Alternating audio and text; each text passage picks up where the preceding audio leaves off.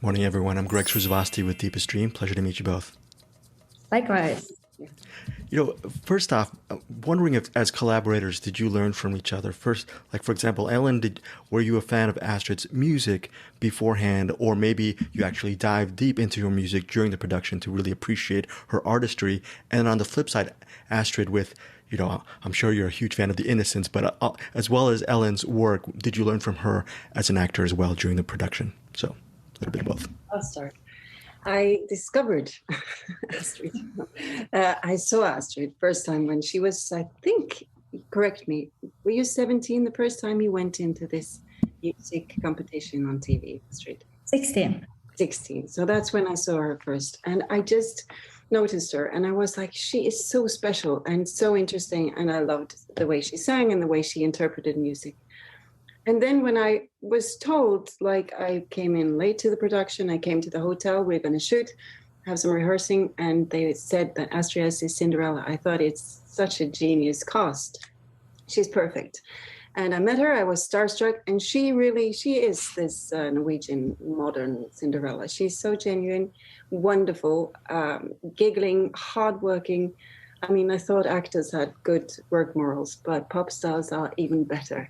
And she wants to do everything herself. She want to ride the horse. She want to be out there in the snow. She's just so, really genuine and a warm and heartfelt person. Yeah, and Astrid, for you, what did you learn as an actor just with that collaboration? Well, I think Ellen was probably one of the most, what is it called? Who had the most experience from who I worked with. And I've seen a lot of her work before. So I was also very, very excited and a bit starstruck when she was casted very late, like you said, Ellen. But it was just amazing to see how she works on set. And I loved like watching the scenes you guys did when I wasn't in them. I would sit with the director and just like watch how you would do it. And I really enjoyed how we were able to like have conversations about your experience in the film industry and what it's been like for you and kind of how that translates into being a woman in music and share those experiences. So that's, that was great. Yeah, so this movie's coming out, I believe, October 18th, and I can't wait to get the Blu-ray because the movie is so visually beautiful, and just watching it, can both of you speak to the level of how much of it was special effects and how much of it was really on location? Because I was basking in just the beautiful images throughout the narrative. So, everything that's shot outdoors in nature is real Norwegian nature. And even me coming from Norway, when we were on set, I was like, it's so beautiful. It looks unreal. It's you never get used to the nature in Norway, even if I've grown up here. So we're really proud of the movie being shot in Norway. And of course, some scenes, we don't have that big of castles in Norway, so we had to shoot those outside of Norway. But there's not much special effects other than, the animals and the northern lights and stuff. But the nature is real. And Ellen, for your character, how did you really go for it? Because one can actually make this character very evil or maybe even campy and enjoyable. Or did you calibrate it and make it balanced? Because this seems to be like a very chewy role and very interesting role to tackle. How did you approach it? Yes. It's something about when you read characters like this, they are so cruel. It's like, how can we find something underneath there? And I found, of course, the backstory of being, suffering from loss and not handling it very well, projecting her ambitions on her daughters and using all cruel means to achieve what she wants. And also kind of almost discovering, as I was thinking more and more about people who are like this and who act like this, that they have this side to them where they actually enjoy it. So that was trying to add that and use it as a little spice in the character, that she enjoys being cruel. That's horrible, but she does. Ellen was mentioning, as your whole involvement with horses and actually riding horses. I can barely walk. What's the key to actually successfully ride a horse out in the country? Was that a natural experience for you, or was it actually a learning process during production as well? That was a long learning process, and maybe the thing that we spent the most time preparing for, me and the prince especially, who's played by Cengiz. So we were really scared of horses, but the key to riding a horse is not showing them that you're scared, making them feel comfortable, and just practice. And you will. I fell off the horse a couple times, which is very normal. But you just have to get back up there, which I've now realized that's where the saying is from. Get back up on the horse. Yeah. Yeah.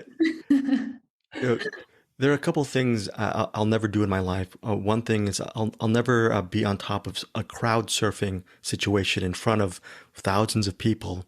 What is that like to actually do that, and also to write songs that are so vulnerable in sharing your own emotions to millions of people?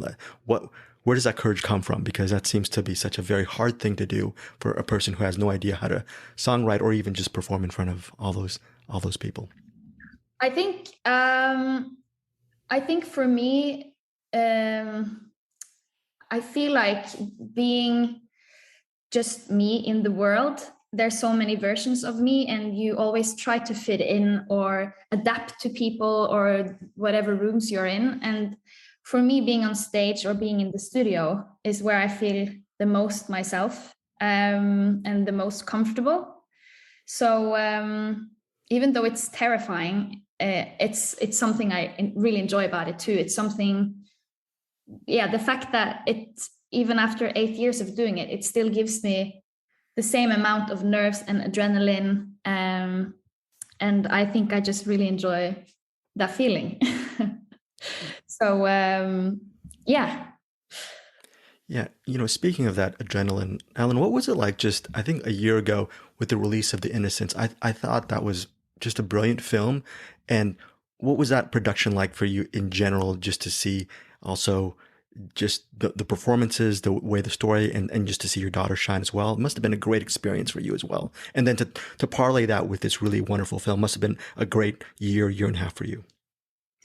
Yeah, shooting The Innocents was also a great experience, and also the journey that movie has had afterwards has been so enjoyable, especially for the children.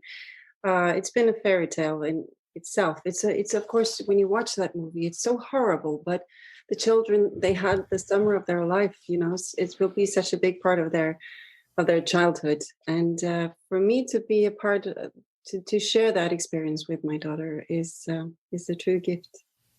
Yeah. Astrid, I really love this portrayal of Cinderella. It's a very modern take, and I think most important, it's a human take. We as individuals can actually make our own decisions and lead our own lives. Can you speak to that element of how this Cinderella is rendered in this film? Yes, I think for me, what stands out about the Three Wishes for Cinderella stories, like you said, she's really she's really in control of her own happiness and destiny, and she makes choices and actively to make the life that she wants, and to find true love. And she stands up for herself, and she's just very active, if that makes sense, throughout the movie. And then, of course, the magic is helping her, but it's really her that sticks up for herself and goes for it. And final question before I go, can each of you, right off the top of your head, name one of your all-time favorite movies, and what is it about this specific movie that resonates with you today? One of my favorite, I think Forrest Gump was the first one that popped into my head. What was it about Forrest Gump for you? Oh, I haven't watched it in so many years, but I just remember that feeling so well. The feeling that movie gave me. It really it just had so much humor and lightness, and I just love the character that Tom Hanks plays. You, Ellen? I'm only coming up with war movies. It's like Der Untergang and I don't know how to say this in American, but Apocalypse Now. I don't know how to. Yes, exactly. Yeah, yes. like only war movies and Schindler's List. I don't know. Maybe it's the time that we live in.